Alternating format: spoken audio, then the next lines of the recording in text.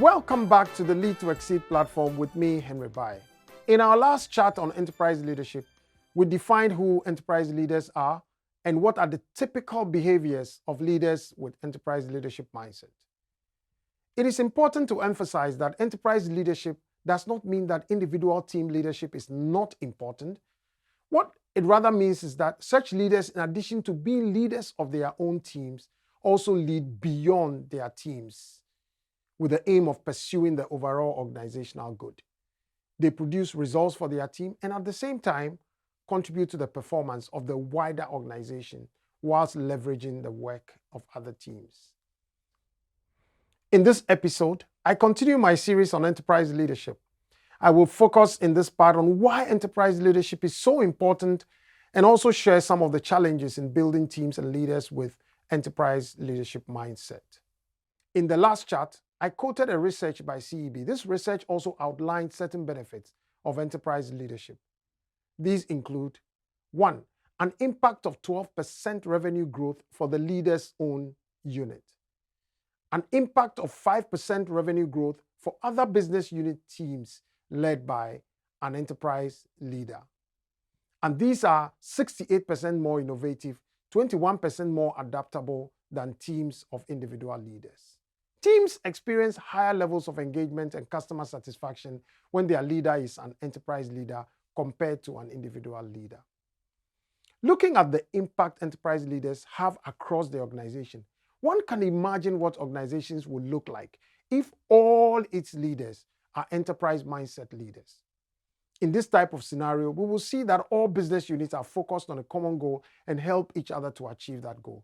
There are no competing priorities throughout the organization as each individual is contributing to achieving the same priority. An important part of strategy execution is how organizations are structured. A great strategy is often marked by clear structures to execute strategy. However, these structures sometimes create the units that then have individual priorities. Some recent research into effective strategy execution has highlighted a few reasons why enterprise leadership is critical. First of all, execution requires alignment within units and connections beyond units. What this means is that units are set up to achieve the overall strategy and not to serve their own purpose or exist for their own sake. Secondly, execution means working on and beyond the plan. This means that delivering on such strategic plans will require ability to respond to changes in variables that have been assumed in the plan. This cannot be achieved with leaders who have a silo mindset, as they are not best set to think beyond the box or even think as if there's no box. Thirdly, communication is not enough. Clarity of enterprise intent is critical. Finally, performance culture and a collaborative, future-oriented culture is important to driving execution. So clearly, the best leaders to ensure these things happen are enterprise leaders. This also means that enterprise leadership must be embedded at all levels of the organization. It has to be culture for it to be sustainable. So why is it so difficult for leaders to have an enterprise mindset and behave in a way that reflects this mindset? The first one is, it is always easier to operate on one's own turf, right? You're comfortable in your turf, so it's easier. As I mentioned already, organizational setup naturally creates different units who work together to achieve a whole. As part of this mechanism to ensure that these units deliver on the whole, each one of them have specific objectives they have to deliver. What happens though is that leaders who mostly are results-oriented people tend to become territorial as a result. The results of their own units become their primary focus, and that's natural. So that creates the TEFs. Self-sacrifice is not easy. Being an enterprise leader demands that sometimes leaders have to sacrifice the things that would otherwise have benefited their own units for the overall good. And that's not easy. There are some of the most difficult decisions leaders have to make.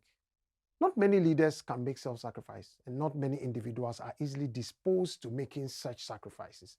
This makes it really difficult to proactively become an enterprise leader. Of course, it is not easy to celebrate others genuinely when you have not yet achieved the same level of success yourself.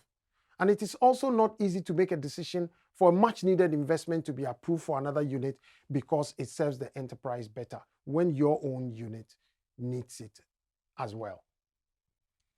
The other thing that's important to note as a challenge is that enterprise leaders are mostly assessed based on the performance of their units. So the performance assessment methods themselves do not make it easy for people to become enterprise leaders.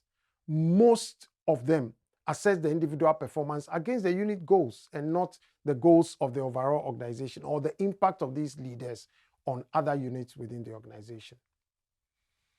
Most people have come this far by doing things a certain way, by delivering unit goals, so people don't change a winning strategy all of a sudden because they become leaders. The more junior a role is, the easier it is for people to focus more on the objectives of their units. But as people become more senior, the requirements of enterprise leadership become more apparent and becomes demanded.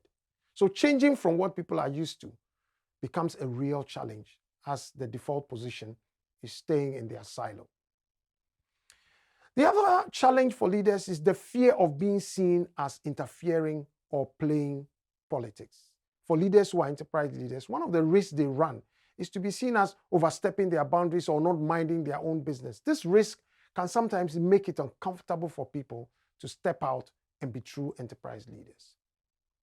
Now that we have looked at what makes it difficult to practice enterprise leadership, the natural questions will be, how do you build enterprise leaders? That will be the subject of our next chat. Let me, however, conclude by saying that enterprise leadership is not a badge or position or role. It is a never-ending journey of push and pull. And this is what makes it really difficult. As always, do you have a leadership question that you would like answered? Have you heard anything in this video that has triggered a question on your mind, or is there any thought that you would like us to explore some more? If you answered yes to any of these questions, then by all means, send us a question or a suggestion or a comment via this channel or the email on your screen. And don't forget to like, comment, share, and subscribe to this channel. Remember to also hit the notification or bell button so that you'll be the first to know when we share any new content. As always, this has been me, Henry Baye, on the Lead2Xceed channel. Lead2Xceed, inspiring leaders, multiplying impact.